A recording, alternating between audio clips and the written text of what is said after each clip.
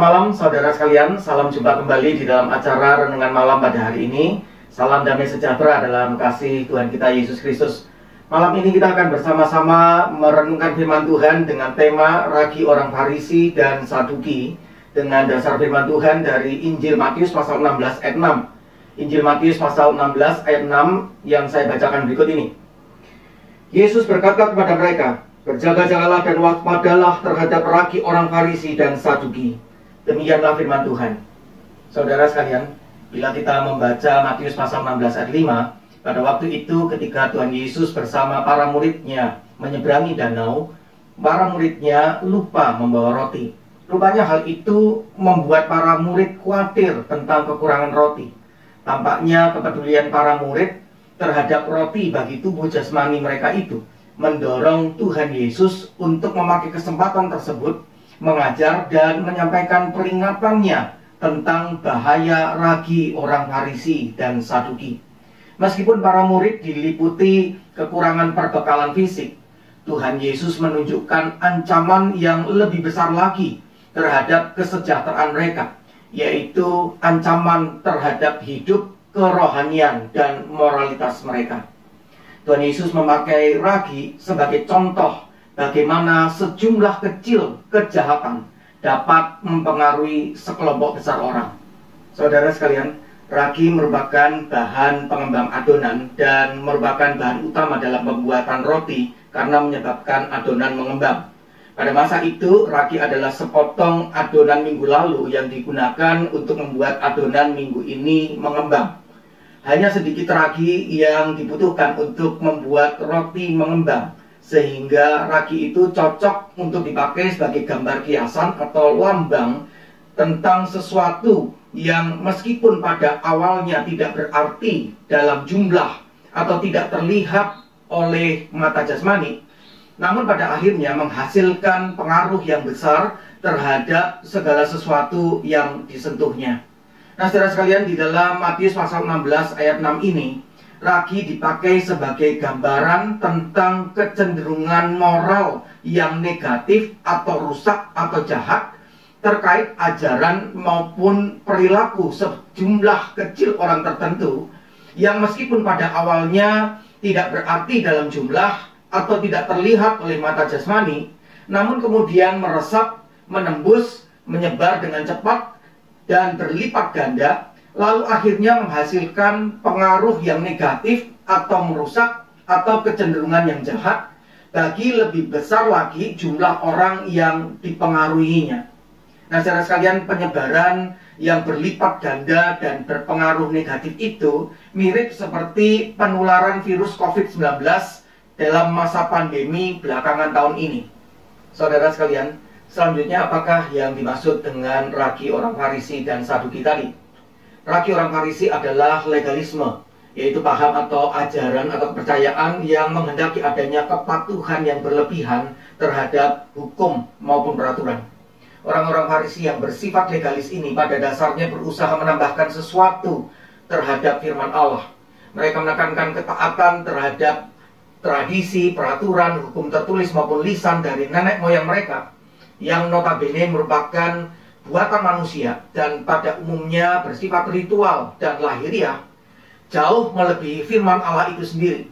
Namun hati mereka tidak benar di hadapan Allah sehingga mereka jatuh dalam kemunafikan yang angkuh. Itulah sebabnya di dalam Injil Lukas pasal 12 ayat pertama, Tuhan Yesus juga mengartikan ragi orang Farisi itu sebagai kemunafikan. Orang-orang Farisi mengaku mematuhi firman Tuhan, tanda kutip, dalam perincian terkecil. Namun ketaatan mereka itu hanya bersifat lahiriah dan dangkal. Dalam hati maupun kelakuan hidup, mereka itu jahat dan rusak.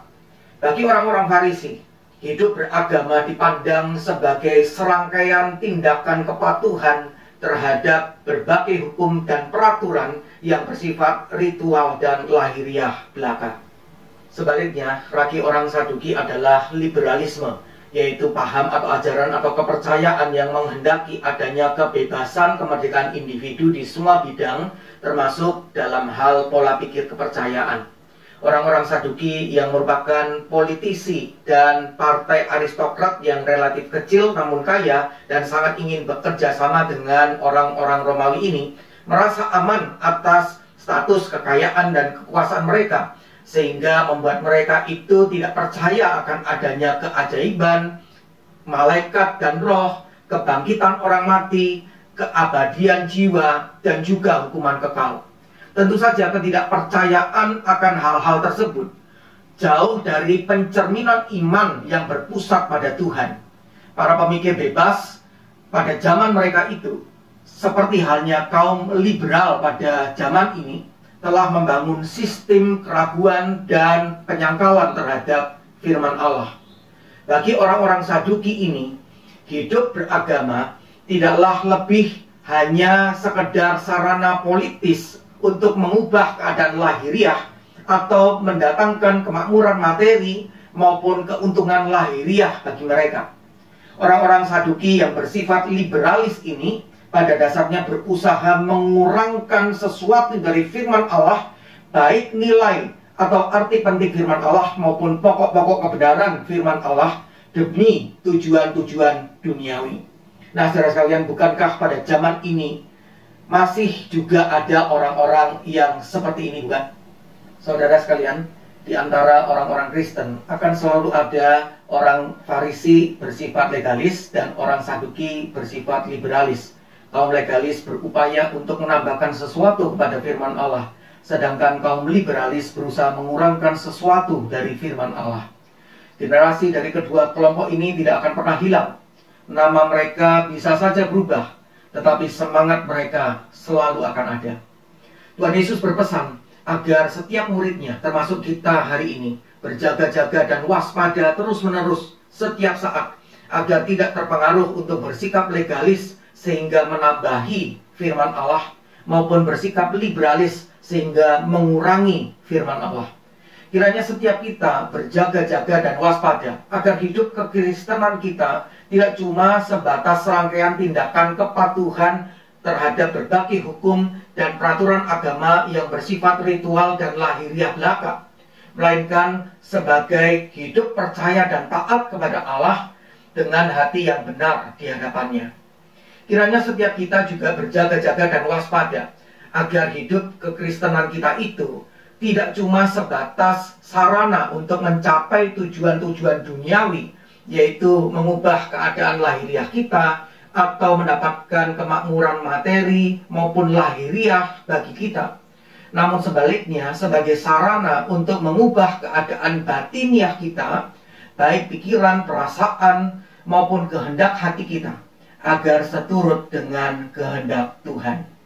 Kiranya Tuhan menolong kita melakukan firman-Nya. Amin. Saudara sekalian, marilah kita bersama berdoa. Ya Tuhan, terima kasih untuk firman-Mu pada malam hari ini.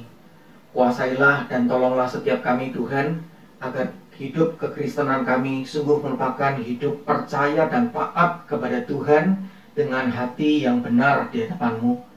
Ubahlah pikiran, perasaan, dan kehendak hati kami Tuhan, agar seturut dengan kehendak-Mu. Tolonglah setiap kami agar kami senantiasa waspada, berjaga-jaga terhadap kecenderungan apapun menambahi atau mengurangi firman-Mu. Terima kasih Tuhan. Di dalam nama Tuhan Yesus kami berdoa. Amin. Selamat malam saudara sekalian. Sampai berjumpa kembali. Kiranya Tuhan memberkati kita semua.